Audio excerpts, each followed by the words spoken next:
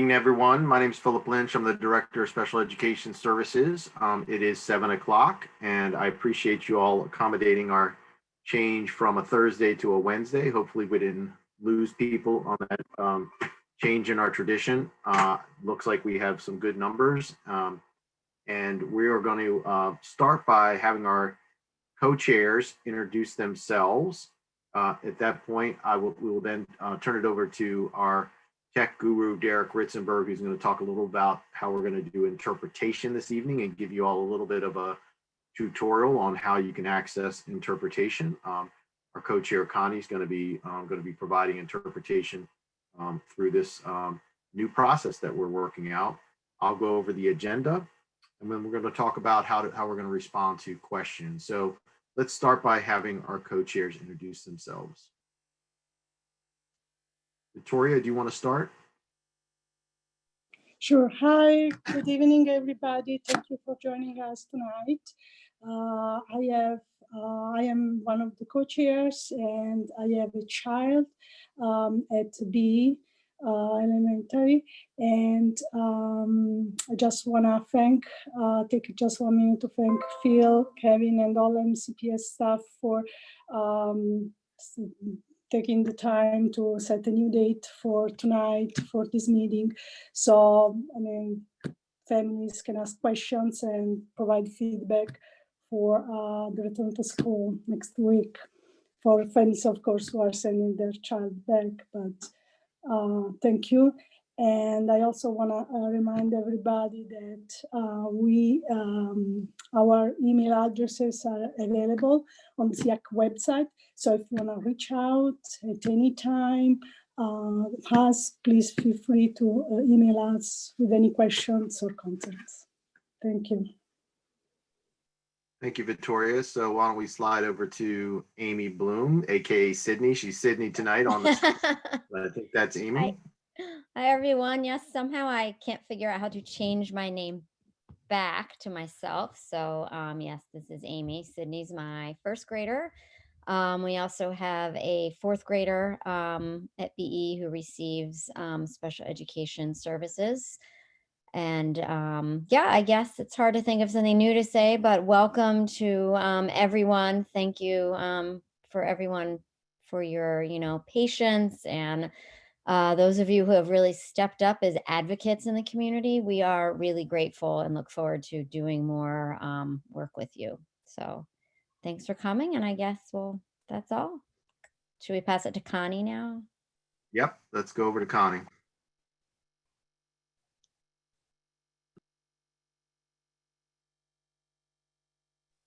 I think Connie is actually, we're gonna call a little timeout on Connie because she is in the translation mode, which means unless you have hit the interpretation button, you're not going to be able to hear her. So we don't want to upset the apple cart and have her switch things up. So you stay where you are, Connie, and Derek will take that as our transition over to you, explaining how folks can access Connie on the Spanish translation.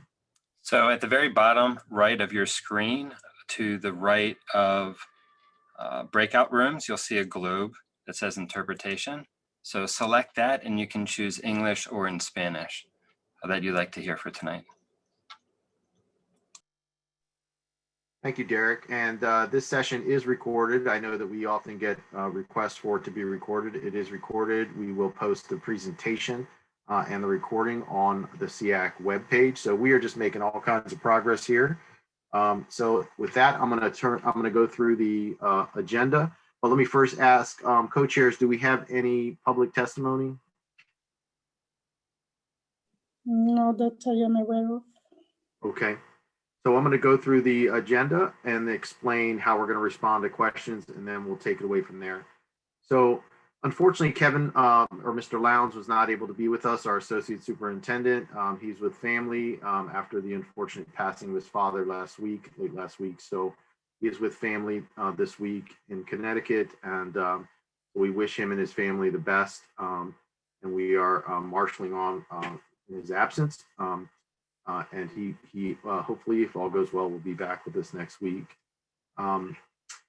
And I'm going to then provide the updates in his absence and then turn it over to our supervisors. We're going to follow a similar format as we did last week, where they're going to share information about the programs and services of for students coming back in for the March 15th phase in. So we're going to hear from those supervisors. It's a lot of information. So you need to have your ears perked up and be paying attention. But like I said, we'll have the information posted. At that point, we're going to have our director of pre-K and special programs, Amy Kropp, as she did last week. She's going to play the role of our moderator, and she's going to pull out questions for us that we see that you're posting on the Google form. And she is going to look for some themes with the questions, and we will do our best to respond to those questions. And then hopefully we will still have some time for you all. I know that we've been running a little over because it's a lot of information, but our goal is to still have time for you all to have some collaboration time. So that's how this evening's agenda will work. And so without any further ado, why don't we go ahead to the presentation, Derek? So this link here, and I believe the presentation is available in the chat. Is that correct? No, the questions are in the chat. We'll send out the presentation on the SEAC website. Thank you, Jen. I see in the chat the link that is also on the cover page here. That is the link to the questions form. So please use that link to ask questions as we go. So let's go ahead and take it to the next slide. I've gone through the agenda. We've done our introductions. So next slide. I want to touch on some of these topics real quickly. Part of the presentation this evening is for the supervisors, as they are providing information about what to expect for next week. They're also going to give a little bit of an overview of how things have gone in these first 2 weeks as we have had our first students back into school. It's been a very exciting time. And I myself, and I know Amy and Kevin were able to get out to some schools and visit some programs and see students and teachers in action. So you'll hear a little bit about how that has gone, but it's been an overwhelmingly positive experience for us. One theme that I'll just point out is that I heard over and over was that folks were so grateful to be able to have students come back in these small groups to start, so that they could, get back into a bit of a routine and learn how to navigate the building again. Some of whom were in buildings for the first time. And so it was a positive experience. You'll hear a little bit more detail about that as we get into the supervisor's presentation. I know that there's been some very valid concern, also a concern on my part as well, about the state assessments and the initial message that we received regarding state assessments moving forward. We've gotten some updated information regarding state assessments. And so that information is that the high school assessments, the grades 3 through 8 MCAP assessment will be canceled for this year and will be picked up in the fall. The alternate MCAP, which is also known as Dynamic Learning Systems, in the past, that was the MSAA, that's our alternate assessment. That also has been moved to the fall, but canceled for this spring. The high school assessments for government and science have also been canceled for the remainder of the year. The high school MCAP, English Language Arts and Math assessments, the window for those assessments currently still remains open, and we're awaiting some additional guidance regarding those assessments from MSDE. Montgomery County's goal is to try to not have to complete those assessments, given the fact that it's an in-person assessment, and many of our students have chosen to remain, and their families have chosen for them to remain virtual. The only way to administer those assessments at this time is in person. So we are going to be awaiting some additional guidance from MSDE around the ELA and math assessments. That's really good news. We were very worried about having our staff and our students come back in and then have to face some of the time, the important time in person, going through the assessment process. Updates on the instructional calendar for the remainder of the year. One adjustment that we've made, noting that we have several short weeks as we move through the spring. We have weeks that are 4-day weeks, and noting that Wednesdays have on the regular instructional calendar remained virtual. There's been an adjustment, and so where there is a short week, moving forward, there will be an adjustment to the calendar, and Wednesdays will be a synchronous or in-person instructional experience for students moving forward when there is a short week. So those Wednesdays are April 7th, April 14th, May 12th, and June 2nd. So those 4 Wednesdays will be synchronous or in-person instruction for students who have returned to school. So that's an adjustment to try to increase the face-to-face time with instruction during those short weeks. An update regarding the parent survey. When I say parent survey, this is the MSDE mails out the parent involvement survey to all students or families with students with disabilities in the state of Maryland. And so that survey was mailed out the week of February 8th. I was notified by MSDE that unintentionally, all families in Montgomery County received the pre-K survey regardless of their grade. So unfortunately, there was an error, and the pre-K survey was sent to all families regardless of grade, meaning students K through 12 also received the pre-K parent involvement survey. So I've been working with MSDE and the vendor who does the mailing for the survey, and they have agreed to do another mailing. It looks like, based on some information I received today from the state, that correct version of the survey will go out to families on March 22nd. It'll be mailed out March 22nd. I will be doing a ConnectEd message to families to encourage them to complete the survey, and also to make sure folks understand they have received initially the incorrect Hello. Listening in on a special ed workshop. meeting. Somebody needs to mute, so let's just check to see if you're on mute. Sore and a little tired, but overall, okay. What shot did you get? I got the Moderna. I'll be home in.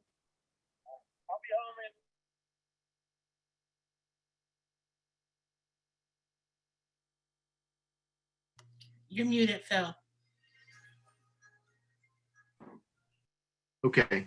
The parent workshop is something that we discussed at one of our previous meetings when we realized that we would not have some of our typical experiences this year with our parent summit or with our X-Minds our conference. Those are absolutely wonderful opportunities for us to share some of the things that are going on with staff and with parents. And we did not have those opportunities this year. And so we talked about with you all some ways that we could try to take advantage of other opportunities. And the idea came about for us to work with some of our vendors who have been training folks on different interventions, particularly Orton Gillingham. And so we are establishing some parent workshops where parents can hear about how to support their students who are receiving these interventions. So Jen, do you have any details you want to share about the parent workshops?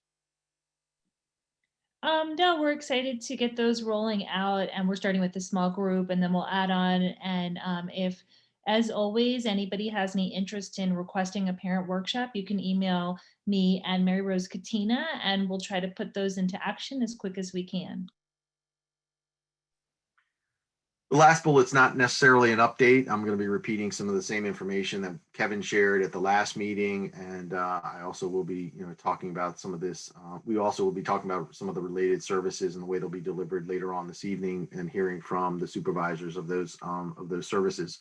But what I wanted to share, because I continue to get questions about why related services are going to remain virtual, And what folks need to understand is that while things on the landscape in terms of things opening across the county and across the state change on a weekly basis, we have trained our staff on health and safety measures, including the principles of cohorting that are designed to hopefully keep students and staff as safe as possible, which includes trying to limit the amount of interaction with staff that are going across multiple classrooms and across multiple schools. So we are initially starting with related services being virtual. There may be some exceptions if there is a goal that cannot be addressed virtually, and that's a conversation that your related service provider will have with families. But that is something I just wanted to share, that we have trained folks on those principles, and we have not yet even had the bulk of our students back in schools. So I guess what I'm asking for is a little bit of patience around the need for us to have students get back into the buildings first, get staff back into the buildings first, and for them to implement the training that we have shared with them. I do understand that the landscape changes as folks are getting vaccinated, but the reality is that many of our staff are still in the process of getting vaccinated. And the last thing, again, I'll just repeat, is that this is how we're starting our return to services initially, and that this is certainly something that we can revisit later on. But again, asking for a little bit of patience as we try to implement the health and safety measures that we train staff on. So with that said, I'm going to move it over to the next slide. And I believe our first presenter is Chris Seacan. She's going to be talking about how things have gone for the initial return of our autism classes, and then move into what to expect for our March 15th re-entry. Take it away, Chris. Good evening, everybody. I'm the lucky person who gets to present this first slide. This is the sign that was outside Meadow Hall Elementary School on March the 1st, and I think it really sums up everybody's great experience. I have to tell you that this was truly the best first day of my very long career. And I think it's because we were all prepared. Staff were prepared, families were prepared, families prepared their kids.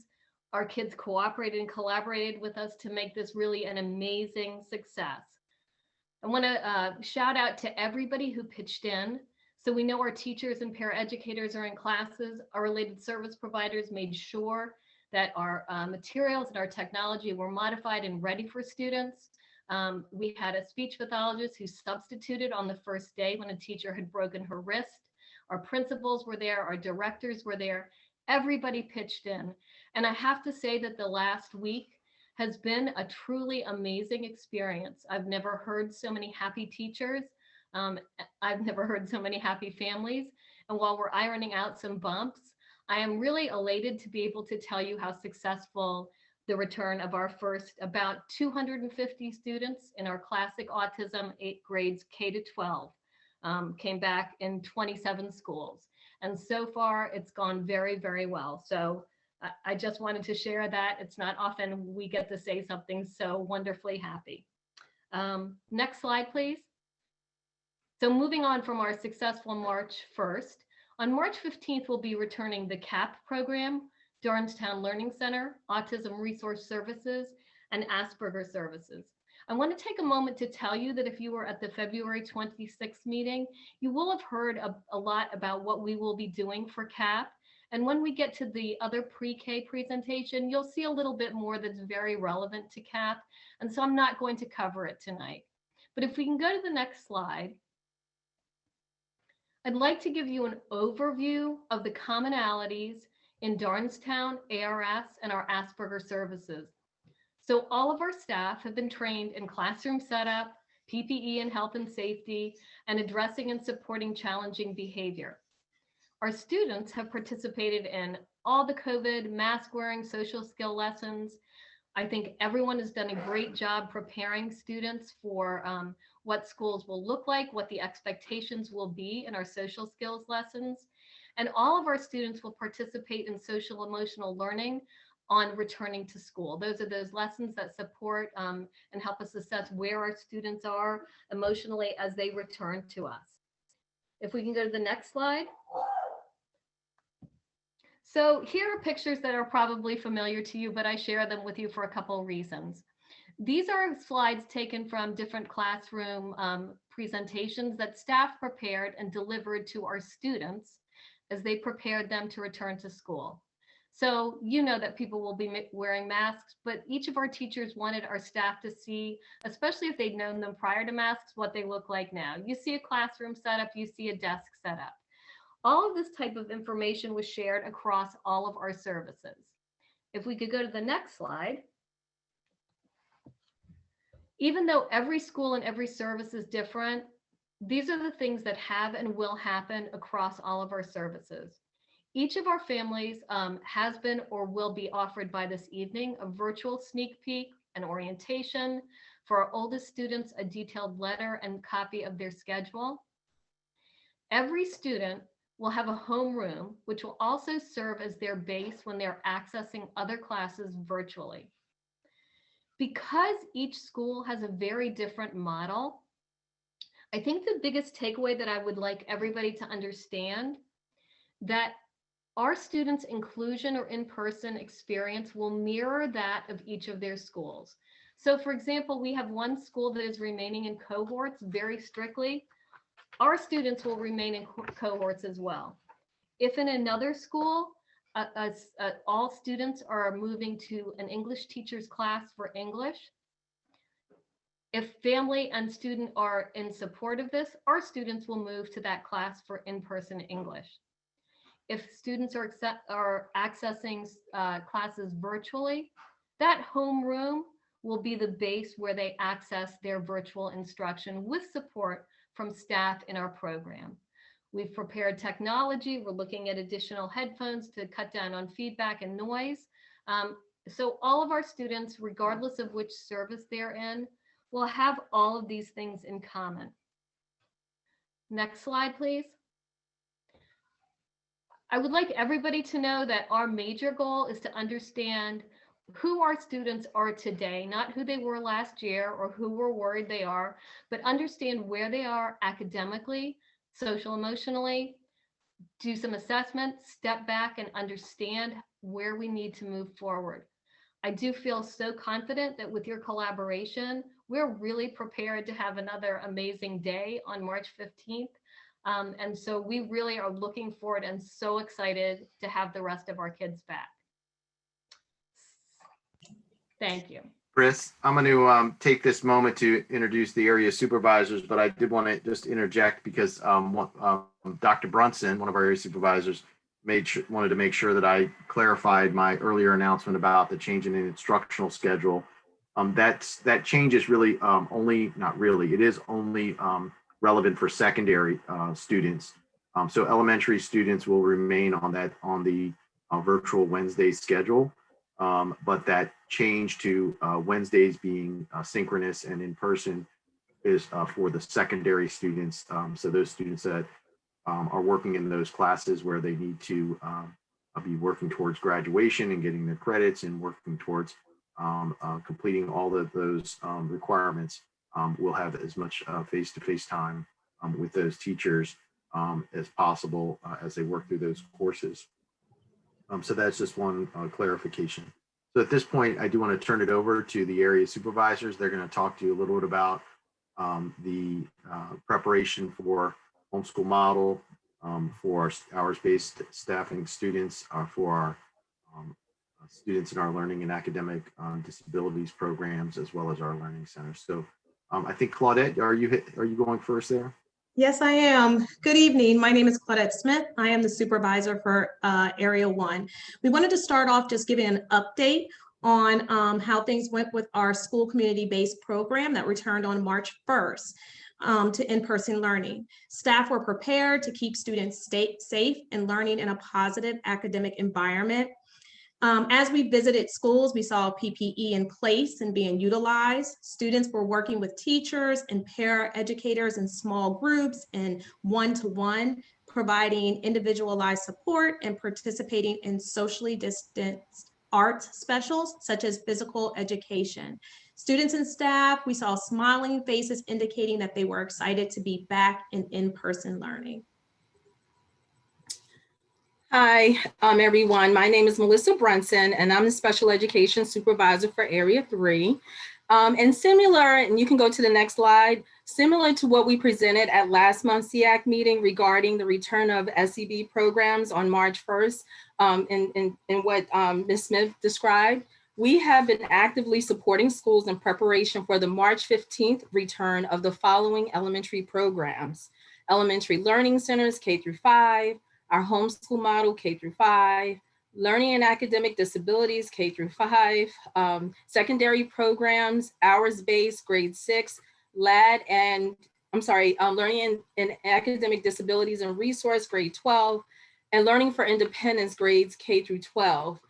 We have been actively meeting with school staff during monthly drop-in meetings, which have been dedicated primarily to addressing plans for the reentry of students, including but not limited to the instructional delivery models, technology and staffing needs that are required to ensure that all students, virtual and in person, continue to access quality instruction from staff who are responsible for delivering specialized instruction in their respective schools. As area supervisors, we have been working closely with our schools to assist and support unique scenarios and individualized cases, and have supported them in the customization of supports that are required for each student to be successful. I'm Tia McKinnon, the Special Education Supervisor for Area 2. Staff who are returning on March 15th have participated in a cadre of professional development this week, including but not limited to steps for setting up their classrooms and the use of PPE. School building service crews have been working hard to support school staff in setting up their learning environments. These learning environments must be conducive to the maximum educational support and at the same time prioritize the health and safety of all students. School teams have ensured that students who need to access MCPS transportation are routed properly for a smooth transition and return to buildings. We look forward to welcoming students to these programs. We really appreciate the superb parent support and partnership that the schools have been receiving across the county to ensure that PPE guidelines are being implemented in order to ensure a safe, positive learning environment.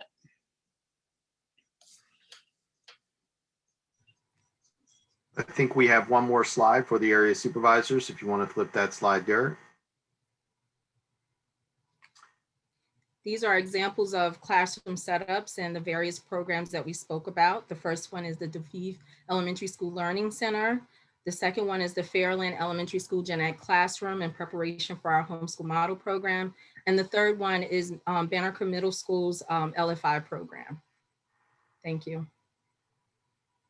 Thank you to the area supervisors. And we're going to turn it over at this time to Dr. Sandy Posner, who is our supervisor for our social emotional special education services and our bridge services. Dr. Posner. Hi, good evening. My name is Sandy Posner, and I'm happy to be sharing information as we prepare to return on Monday, March 15th. Our SEAC, Social Emotional Special Education Services and Bridge programs will be returning. And this so far is what we have. We have the most number of students actually returning in our Bridge programs. And we have a mix of virtual and in person at our elementary, middle, and high schools. And we have really been focusing on how to balance our plans so that everybody's needs are being met. So looking at our virtual students and also our in-person students. Next slide.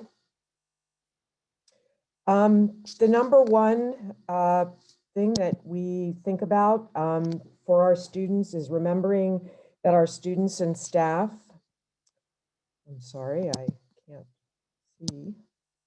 Our students and staff have experienced a lot of loss and trauma during this pandemic, and this will manifest itself in challenging behaviors that we know is happening. So our focus is on being patient, helping students readjust to school is our top priority. Our staff has been engaged in many conversations with parents about the return to school, about how to help our students prepare to return. And also in individual counseling services, our students have been focusing on preparing for what school will look like, what does mask wearing mean? What are the rules going to be? And really giving students also a time to talk in some of the community meetings that we have in our program so that they feel heard and have opportunities to kind of talk through what they're feeling. All of our staff members, as has been said by other folks, have received a lot of training. The main one is de-escalation techniques and strategies, but they have also received the training on PPE and other topics that all staff are trained on. Our social workers, psychologists, and behavior support teachers are focusing on transition activities via individual counseling, community meetings, a lot of social skills training to prepare students for return, and a lot of mask preparation activities going on in the last several weeks as well, in addition to understanding the other rules that we're following to keep everybody safe and healthy. So our staff is excited. We're looking forward to returning. We do have many students coming back, and we're eager to get back on track. And we thank all of our parents for their support in preparing for this transition. Thank you. Thanks, Sandy. At this point, we're going to hear from our pre-K special education supervisors. Hi, good evening. I'm Faith Fishel, and I'm the supervisor for early childhood disabilities in Child Find. I'm going to mainly talk about the biggest pre-K program for special education in Montgomery County, and that's the PEP program and all the preparation that we have done to get everybody ready. So next slide, please. This picture says it all. The staff is really excited to be back, and they're really excited to welcome the children back to school. And this just kind of captured it all. I thought it was fabulous. So they're excited, ready to welcome the kids. We have over 1,200 students in PEP, and about 46% of them are returning in person. And each day we get more and more requests to come back in person, and we are just working through that as we get them. So we have met with every principal to go over the students and the rosters and who's staying virtual and who's coming in person. And we've also been meeting with staff to help support them and provide them with whatever they need, questions and answers, some very structured opportunities, as well as the opportunity to just ask questions as things change constantly. Next slide, please. Some other things that we've done, you know, Chris and Sandy and the other supervisors already mentioned a lot of the things that they've done, which are similar things that we've done. We have been working with families on shaping the mask wearing, practicing and lengthening the time so that the children are ready. We've really wanted to also work with the students so that they know what we're going to look like when we're masked up, so that if there is a fear with some of the younger children, they won't have that. We've talked about also having a picture on our lanyards of us with and without the mask, so they will be able to identify who we are.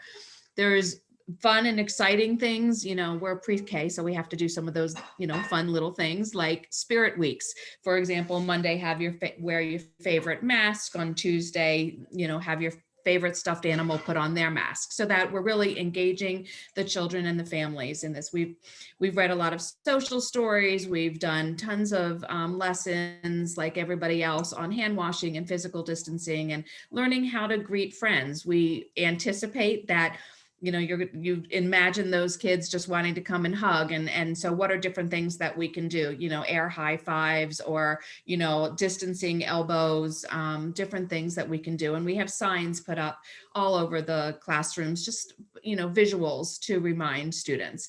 So we told them what to expect at school, and we keep telling them we can't wait to see them. And those that are remaining virtual, we can't wait to see them as well. It's not just about the kids that are coming into school. Next slide, please. Here are some pictures of just some of our classrooms, and the next couple of slides are really just this. It's so that you can have an idea of what the different classrooms look like. It doesn't look like it did pre-COVID, certainly, but on the left side, that's a calming corner, and it has different ways to calm down, but it shows that they're, you know, staying within that space. They have their own place. And then there's walls of reminders for the students of what to do. And then that's a setup of a PEP collaboration class. And that's really one of our inclusive classrooms. And we will continue to do our inclusive opportunities at the very beginning. If we don't have any of our peers with us, we have arranged, we're continuing to co-plan, and we are doing a lot of our activities together with the kids that are home in our pre-K until they join us, until those friends join us. So inclusion opportunities will continue. Next slide, please. Here's just an example of just, again, some pictures of different bins. We're teaching the kids what needs to stay clean, what needs to be cleaned, and what is clean that they can use. Every child will have their own space with their individual materials. So it's really just a way to show you different things that are happening in the classroom. Next slide, please. Again, just some different hall classroom setups, ways to do things to get the kids out and moving that are engaging and fun to see on the ground. Get some yoga in there, have some marching. And then on the left-hand side is just a way, how can we really work with some of the kids that have different equipment to make sure that we can meet their needs, as well as some of the mats. The only other thing I wanted to mention is on this last slide is some videos, tips for tots. We're not going to show them tonight, but I encourage you to go and check them out. So far, we've been able to do the topics that you see there on toileting. Strategies is coming very shortly, as well as literacy, and they're just about 10 minutes long. It's really for you as families to help your child learn and grow along with us. In terms of this, I also wanted to just mention about itinerant services, and just to let everyone know, because it's on everybody's mind, that at this point, if the children are in a private childcare setting, the services still remain virtual. They are still operating in a no visitor type of a mode. So if they are private childcare, even if they're in an MCPS building, we are not able to go into those programs at this time. However, if the child is in a pre-K classroom, such as a Gen Ed MCPS, pre-K or Head Start, we are able to provide services within those classrooms because they are programs with Montgomery County. So feel free to ask any questions, put them in the chat if you need any more information. And we're just excited to welcome the kids back to school and to welcome you to have us work with your kids. Thank you. Thank you, Faith. At this point, we're going to turn it over to Susan Russell, who's going to talk to us about the deaf, hard of hearing services. All right, thank you, Phil, and good evening, everybody. It's really great to be here. I think echoing what my colleagues have said, it's a really exciting time. We've all been super busy, and we can't wait to see our students come back to school. So a lot of what we do has been echoed and will be shared by other supervisors. In terms of setup and training and PPE. And I wanted to talk a little bit about what makes us a little bit different. Our deaf and hard of hearing discrete programs are in the Rockville cluster, pre-K through grade 12 or through age 21. And so, you know, we're certainly looking at all of the PPE and all of this health and safety measures that all of our programs and schools are participating in. But one thing that we've looked at very specifically is special PPE that deaf and hard of hearing students and deaf and hard of hearing staff need to have clear access to the face for their communication needs, for their speech reading or lip reading needs, and for interpreting needs. You know, we all love to see the face. You know, faces communicate a lot of important information. But when you have a hearing loss and you rely so much on the visual input, it's really important to have that access to the mouth and to the face. So you can see some of these photos here, whether it's a teacher reading a book.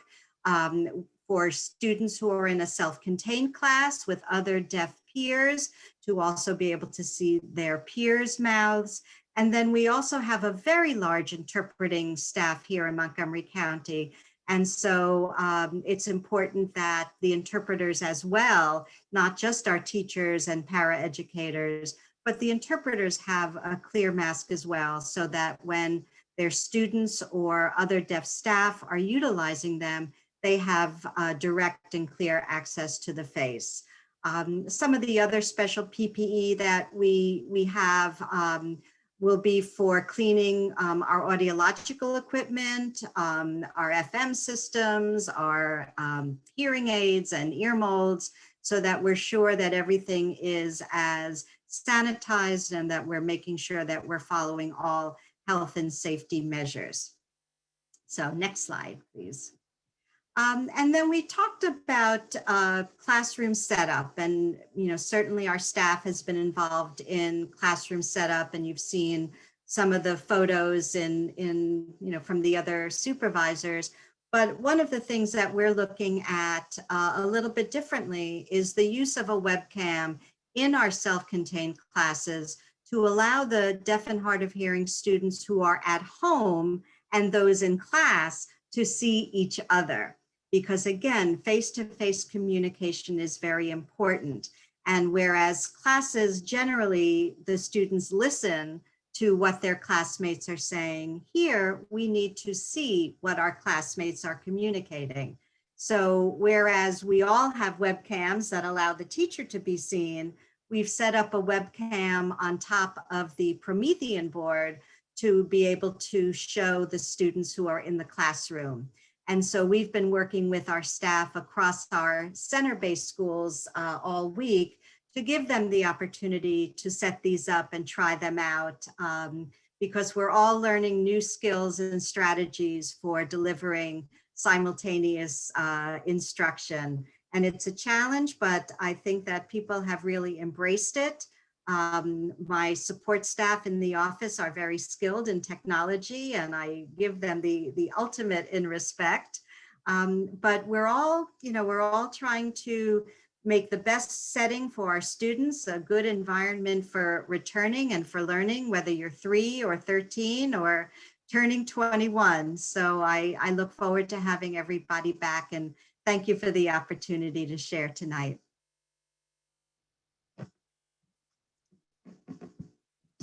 Thank you, Susan. So at this point, we're going to turn it over to Sarah Jackson, who is our instructional specialist that supports our GTLD or twice exceptional students. Hi, I'm Sarah Finch Jackson, not Debbie Finch. And like Phil said, I'm the instructional specialist with GTLD. So I am going to mostly focus on some of the differences for what our twice exceptional students will get when they return to school. Most of what will happen in the schools will mimic what their general education peers are doing, but we do have some differences that impact our program. So with our elementary program, we actually made the decision at the beginning of the year to self-contain our students in anticipation of returning to school and the difficulty with transitions. So our students will remain in that self-contained setting, receiving all of their advanced instruction, and all of their interventions as well. The specials will continue virtually with their general education peers. Those are the only classes where they are not self-contained, and that will continue as it has all year. For our middle school programs, I'm super excited. I met with our 3 middle school RITSIs today, just to kind of talk about going back and planning for next year. The variation in our supports have to do really with the number of students coming back in some sites. In some sites, we have all of our students returning. In some sites, we have 1 or 2 students returning. So that has an impact, of course, on whether or not we can have a student essentially by themselves in a room. So for the most part, we are able to maintain our self-contained resource class. At all of the sites, we will have a GTLD staff member or a point of contact who knows the GTLD students available to touch base, to talk at anything that they need for that one-on-one support. And all of the case managers will be accessible for one-on-one support by appointment. And that's something that they have set up and practiced with their students, and their students are aware that that is a service available to them. Next slide.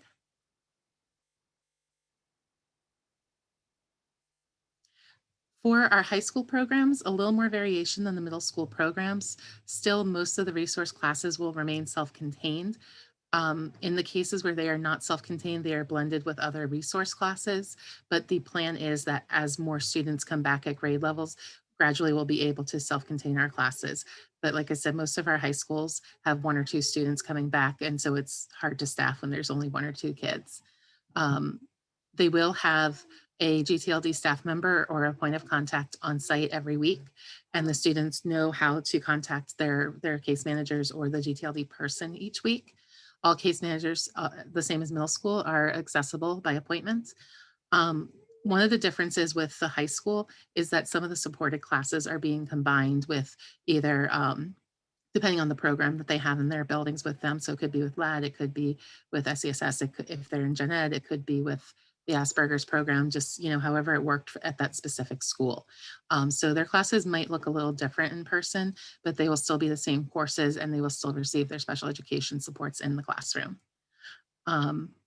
Really, any specific questions should be given directly to the school because of those on-site variations. But as always, I'm around to answer questions and do whatever else I need to do.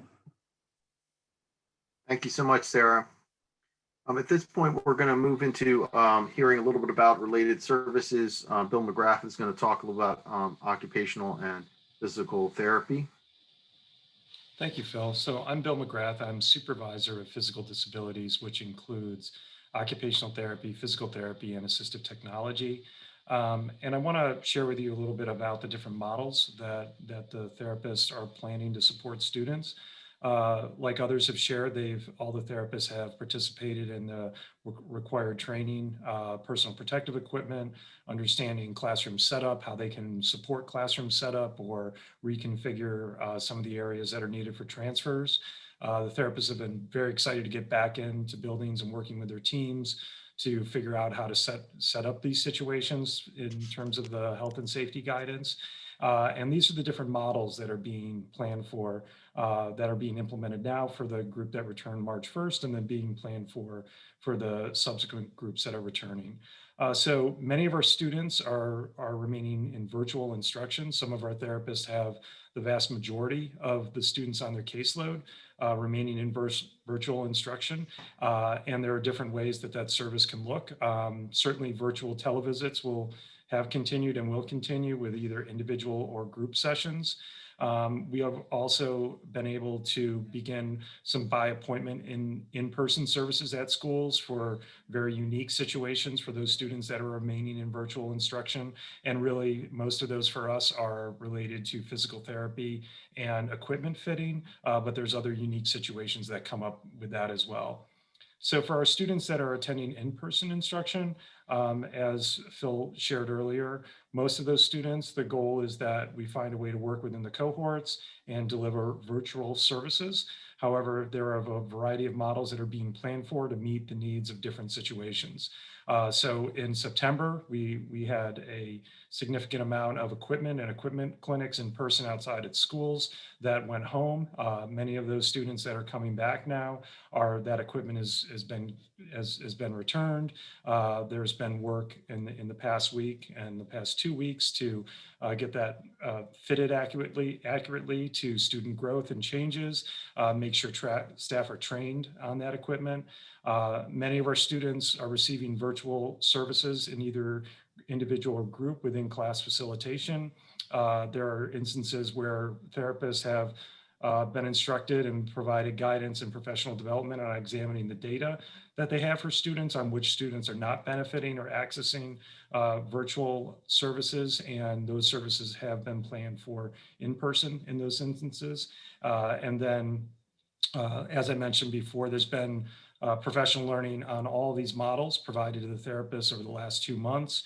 And we continue to update that based on new information we have, and also a lot of collaborative sharing on those elements as well. So another area that I support is assistive technology. And so there has been ongoing staff and parent training and enhanced provisioning of assistive technology at home and when students return to school. That's been a push since the beginning of the year, and then continues to be refined, and additional resources have been sent out to schools as we have planned for the return, so that students don't have to share some devices or equipment that might commonly be shared. Virtual and in-person staff and parent training and technical assistance has been going on and will continue to be implemented. And those are implemented through two of our main teams, which is the High Incidence Accessible Technology team and the Interact team. And I want to remind folks that there is a parent site and training resources on the Hyatt site and on the Interact site where parents can learn about some of the additional resources that have been purchased and provisioned for home, but also as students return to school. And if you are working with your school teams, if they're indicating that there is something that they don't have for the classroom that they need, so that students don't have to share devices or equipment, there's a process by which they can make that request via the Hyatt website as well. And we've been filling those, and we look forward to continue to work with teams to make sure they have what they need in the classroom that both complies with student needs, but also with our health and safety guidance as we return to in-person instruction. Thank you, Bill. We're going to turn it over at this point to Pam DeFos, our supervisor for speech and language services.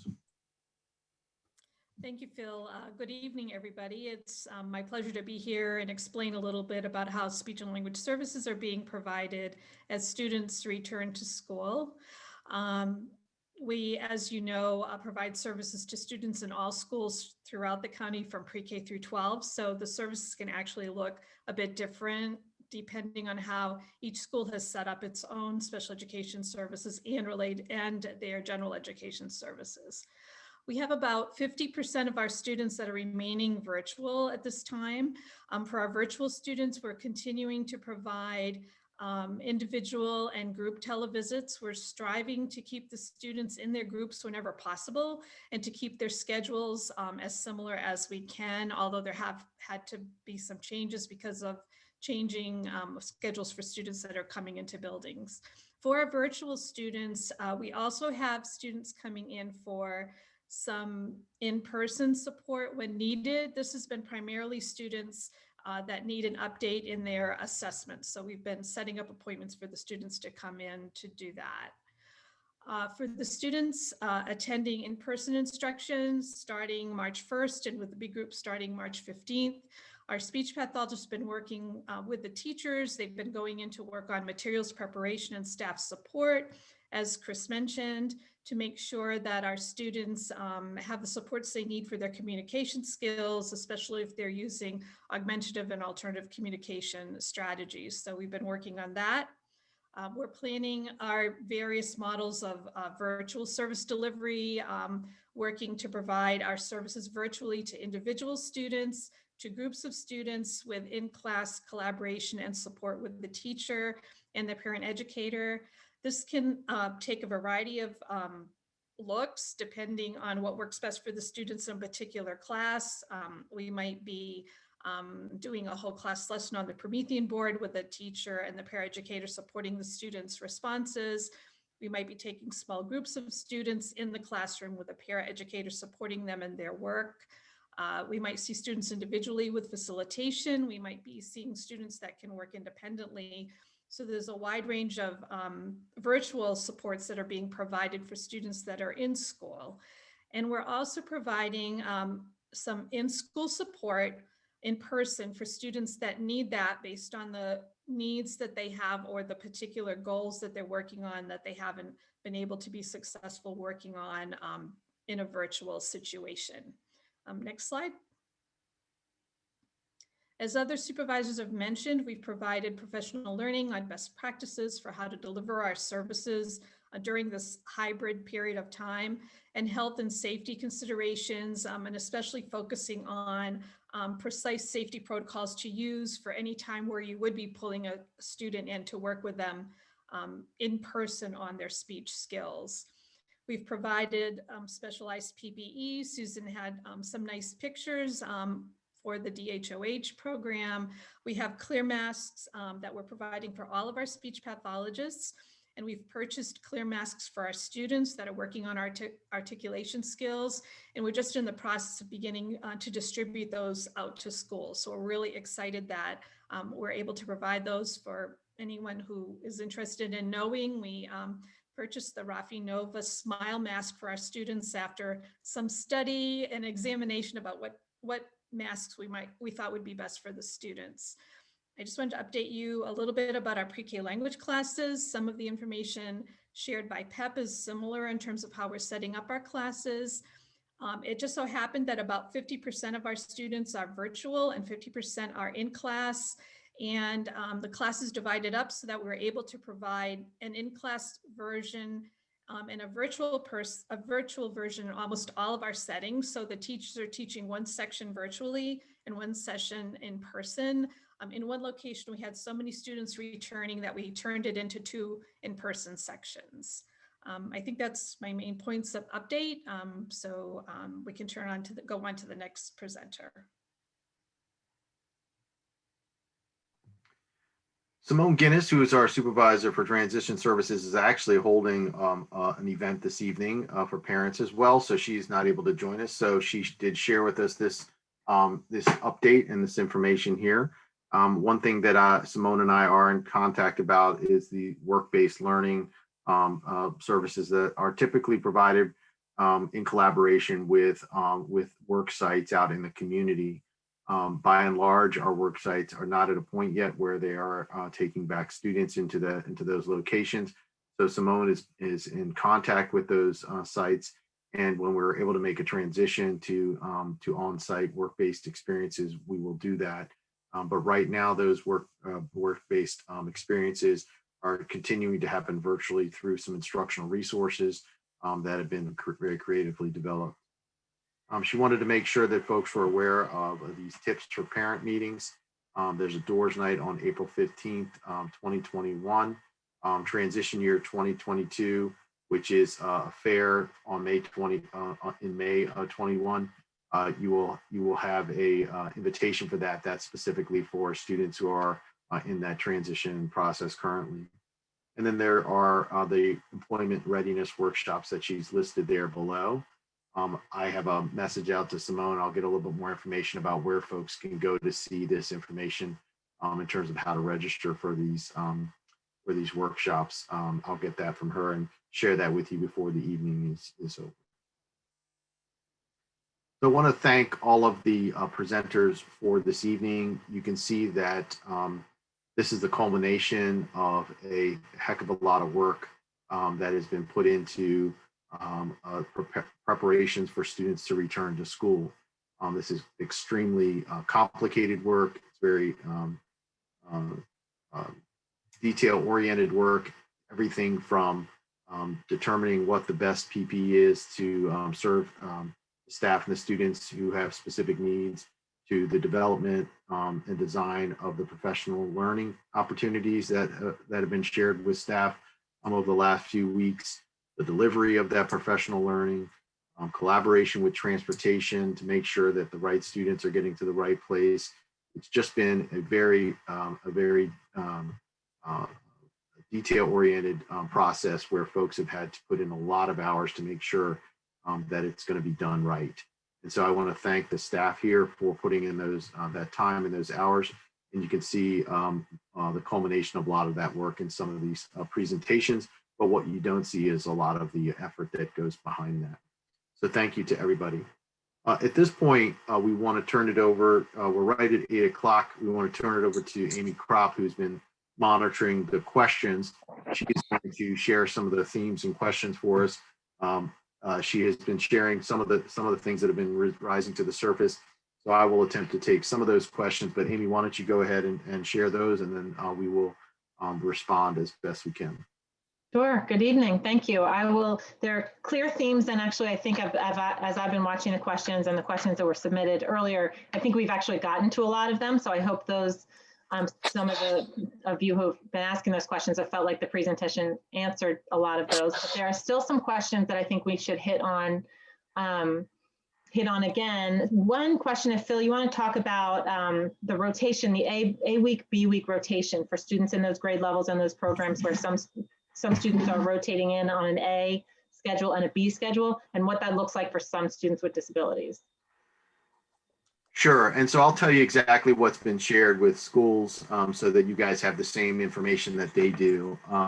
You'll know that, that for our students that are primarily served in the general education setting, they are returning, some of them are returning earlier than their gen ed peers or have that opportunity to return earlier than the gen ed peers on the 15th at certain grade levels. Right now, we have shared with schools that if they have a hybrid rotation that looks like students coming in on alternating weeks, that students should be starting using those alternating rotations just like their general education peers.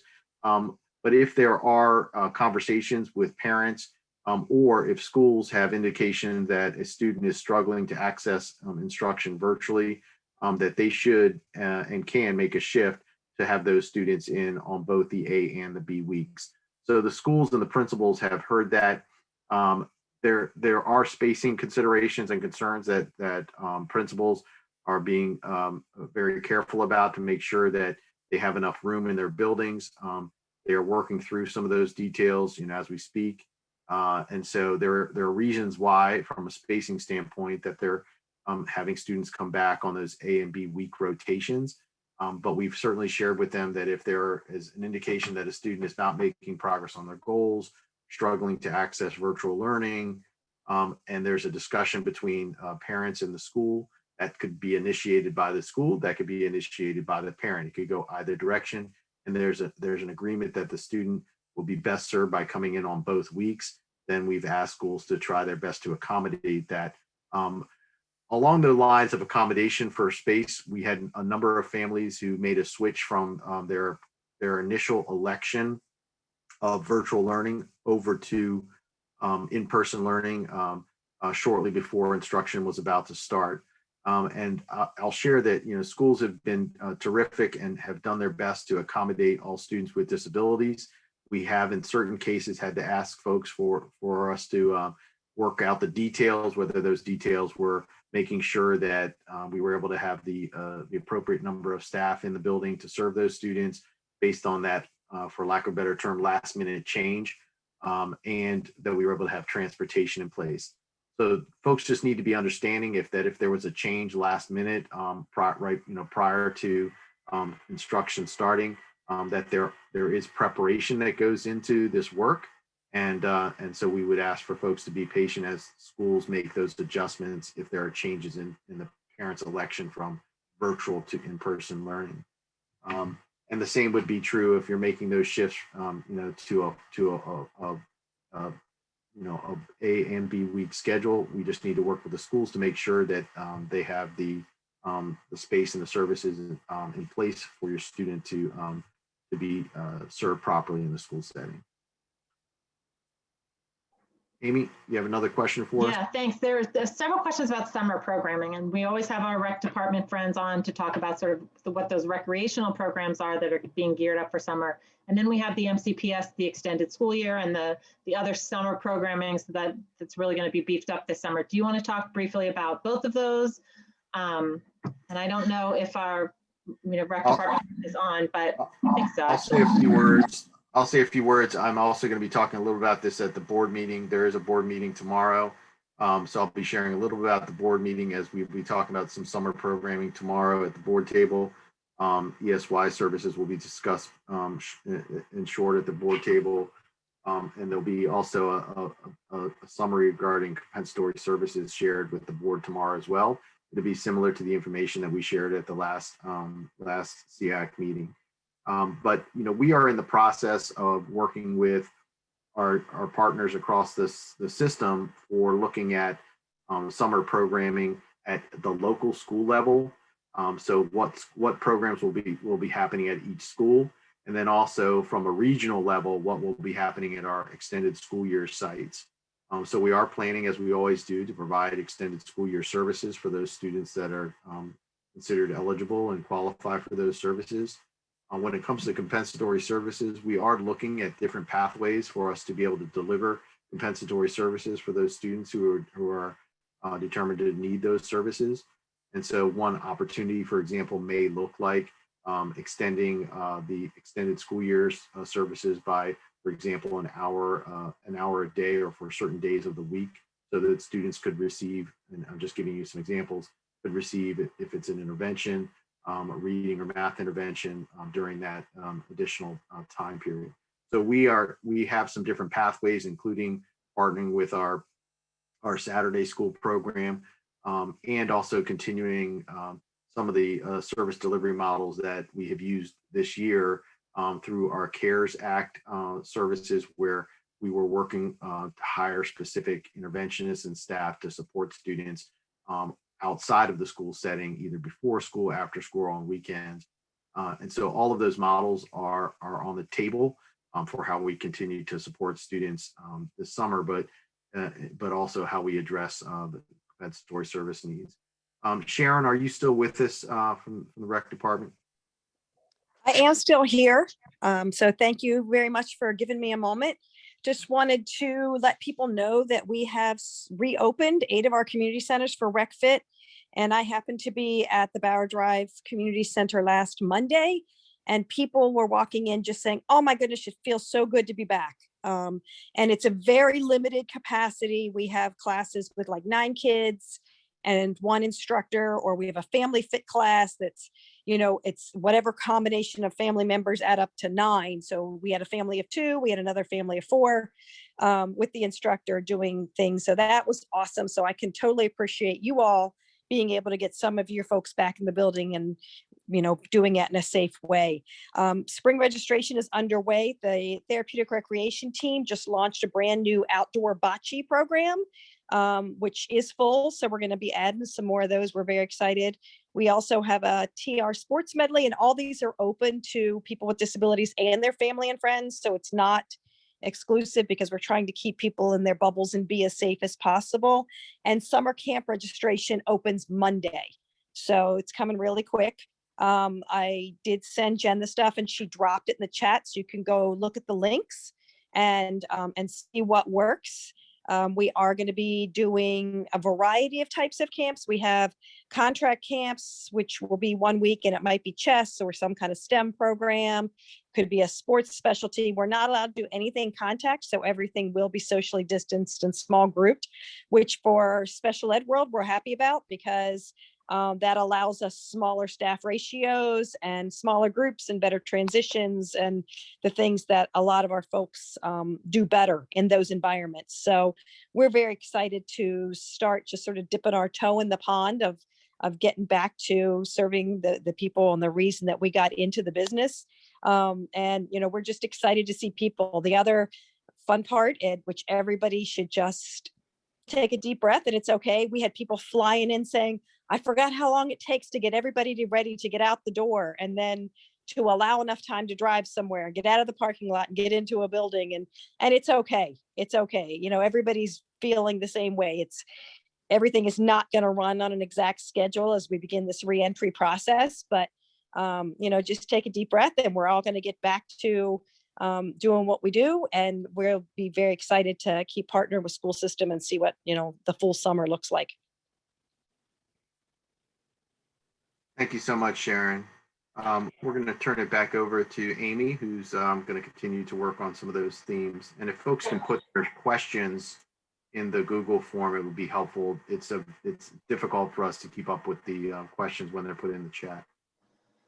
So I think, Phil, your answer about the summer programming, along with the rec department, hit a multitude of questions, which were really about compensatory services, CARES Act tutoring. You know, is the tutoring going to continue, extended school year? So all that to be said, that the summer programming will continue in multiple forms. I think it's what we know is that it's not going to be any one size fits all option. So all the options are on the table.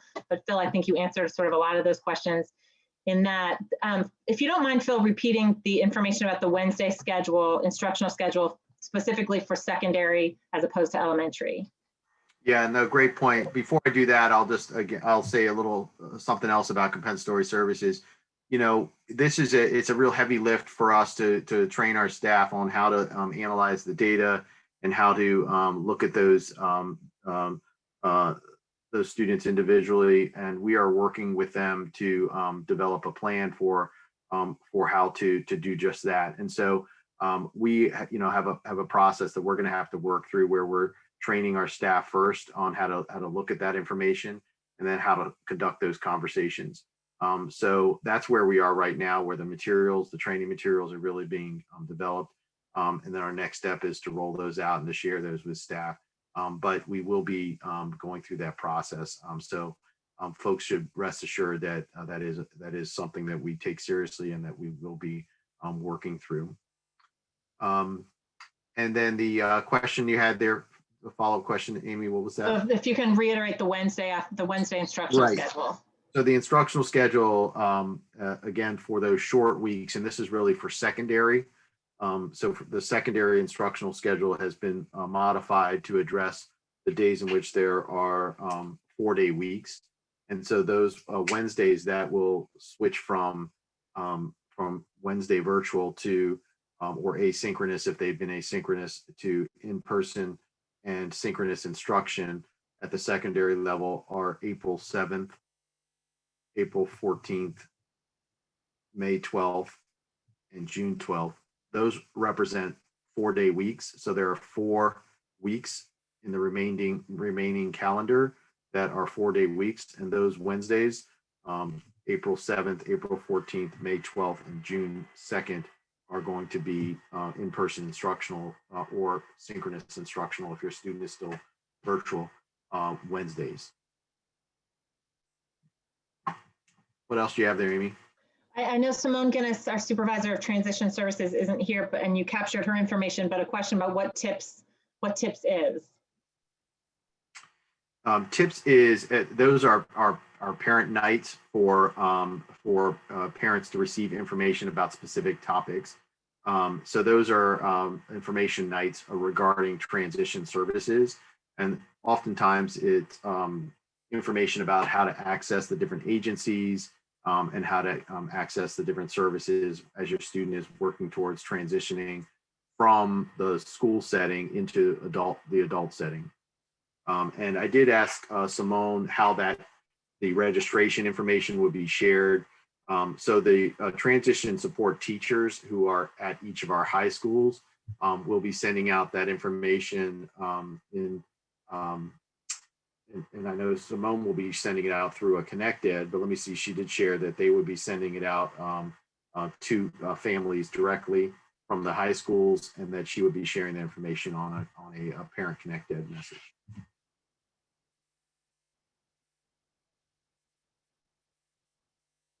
Other questions? Yeah, I don't believe we've identified ESY, extended school year summer dates yet. So those will be coming, but I don't believe they've been determined yet through the master calendar. So that was one question, but we don't have those specific dates. And so they'll be coming soon. Right.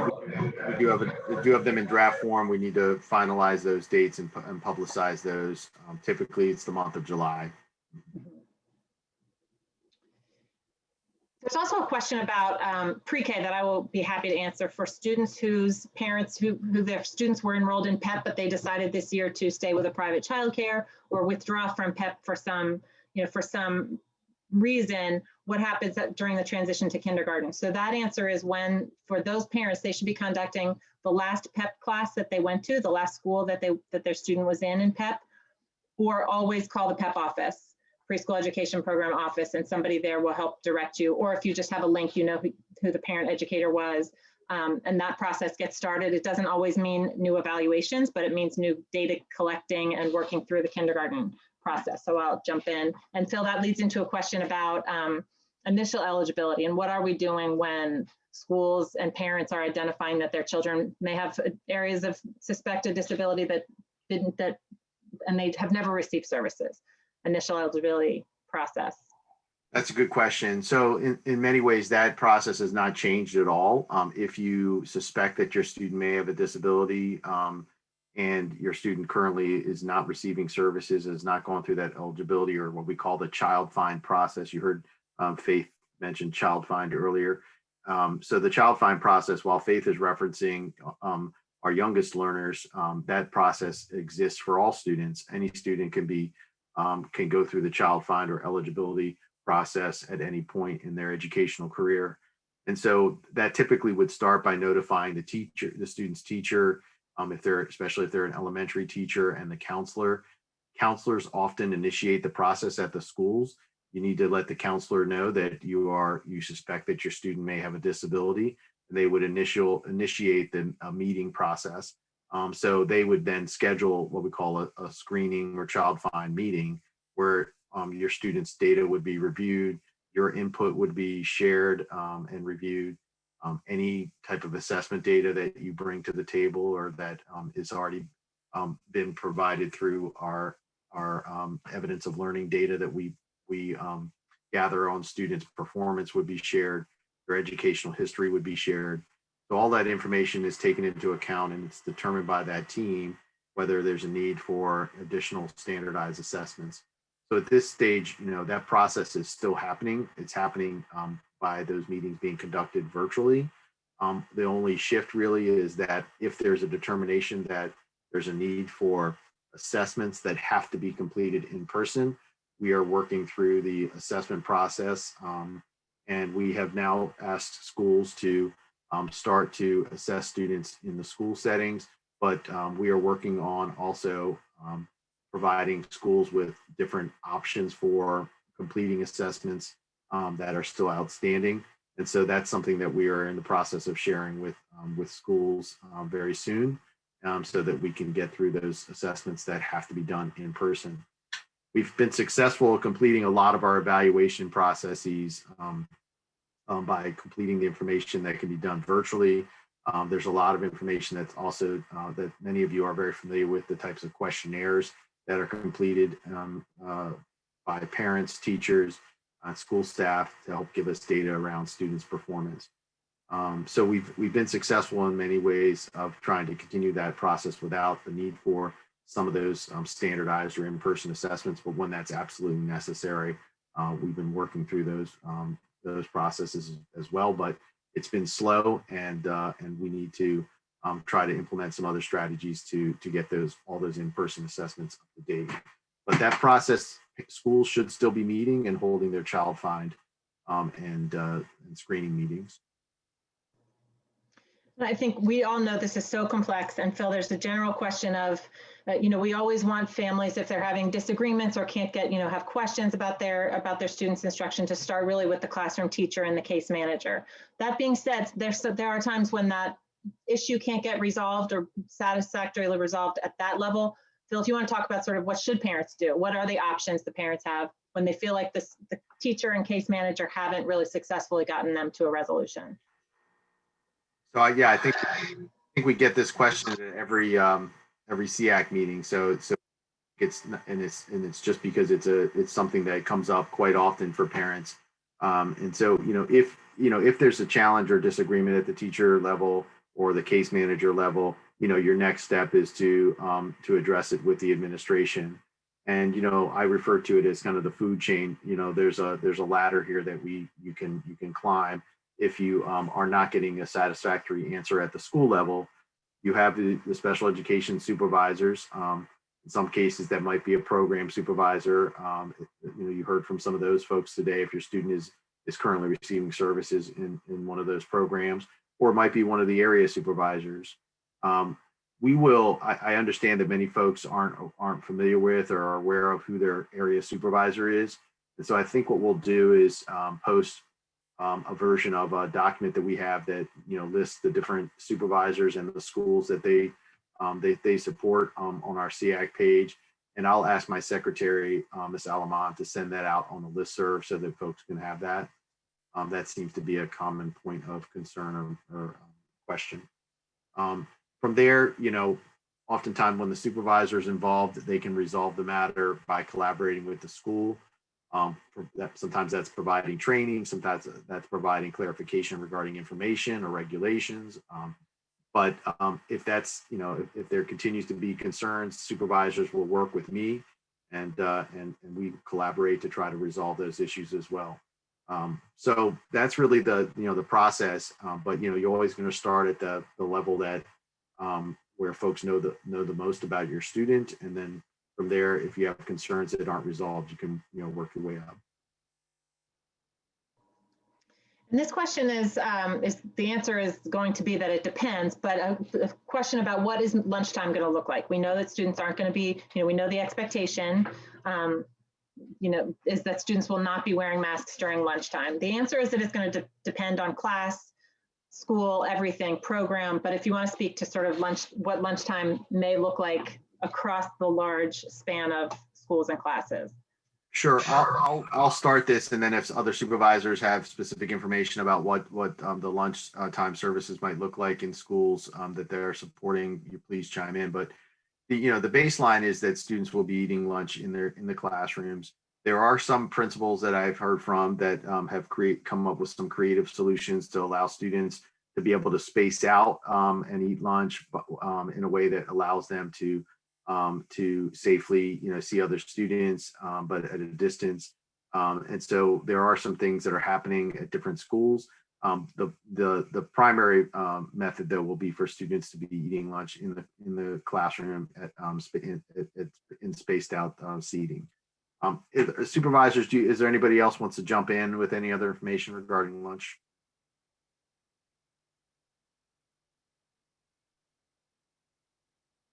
All right, I'll take that as a no. I think I covered it. Okay. I know Amy? that some schools, I've heard from what some schools are doing where they're rotating in grade levels. So maybe, on 2 days a week, this grade level goes in to the cafeteria to eat. And then they have so few kids that they can spread them out and I was in a school where they had put desks in the cafeteria so that grade levels could rotate and periodically have opportunities to eat in the cafeteria. So schools are looking at their own spaces and doing creative things at their school levels that our kids are included in.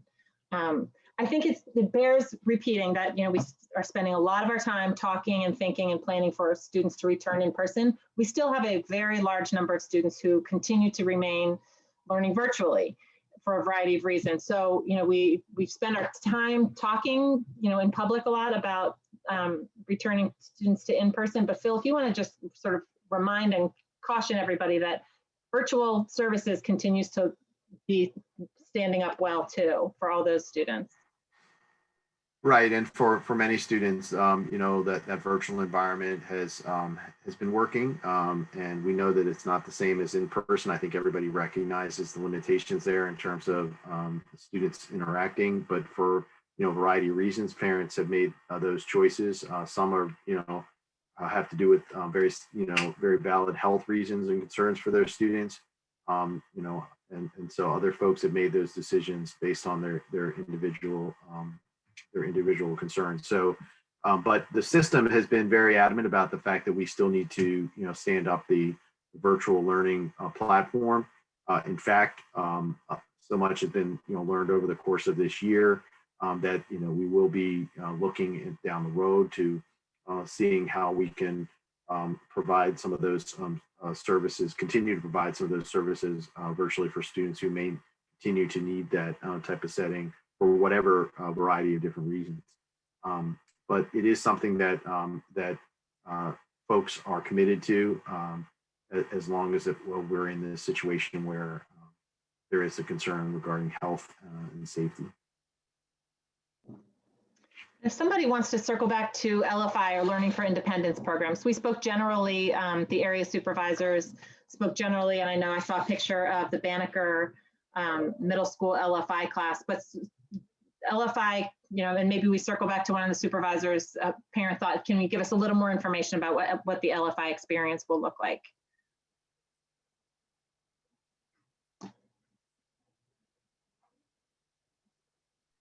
We have one of our area wants to jump in on that.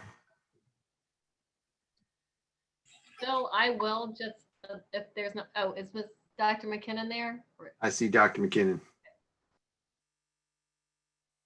Can you repeat the question, Amy? What about what LFI looks like? Can you just elaborate a little bit on LFI? And we talked about it. I think we mentioned it. Maybe call out LFI or Learning for Independence a little more specifically about what that experience will look like. Okay. The the Learning for Independence services will, the students will be,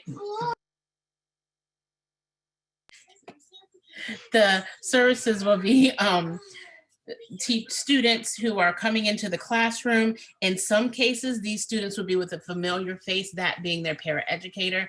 In other cases, it will in person, and their teacher may still be virtual or vice versa, depending on who is coming back into the building.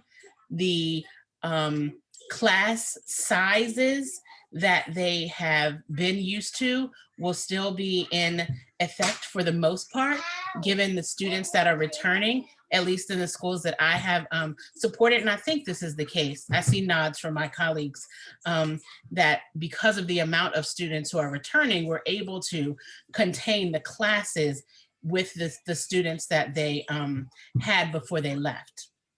The part of the community-based instruction, we have provided the teachers and the paraeducators with not only resources to support how to do that in the building at every level, but also training to support how to reach those community-based instruction goals that, sorry, I know we're distracted by this little guy. Those community-based instruction goals that we weren't able to assess a lot, mainly during the virtual setting. We're able to do that for the students that are in person by being flexible in our thinking and creative and coming up with ways that we can do that in the school. I don't know if I addressed all the parts of the question. I think you did. And I also think that you are modeling good special education planned ignoring. And it seems to be working. So multitasking and planned ignoring, just perfect. He's probably a good subject for you.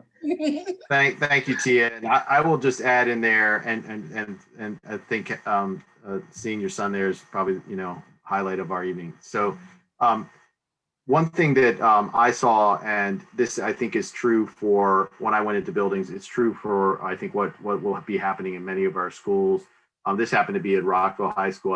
I went in and checked out the autism classrooms, and they had 3 classrooms in action there at Rockville when I went in. 2 of the classes were in-person classes with teachers and paraeducators working directly with the students.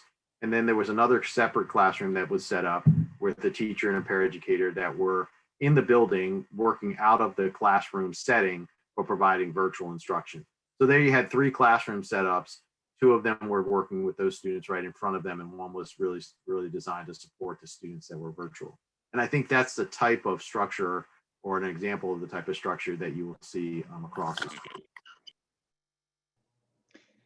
I think that we've answered a lot of the questions in themes. I also think that since we have emails for the folks who've answered questions, some are really specific, and our answer is that we'll have the right person, one of us, or have the right person get right back to you.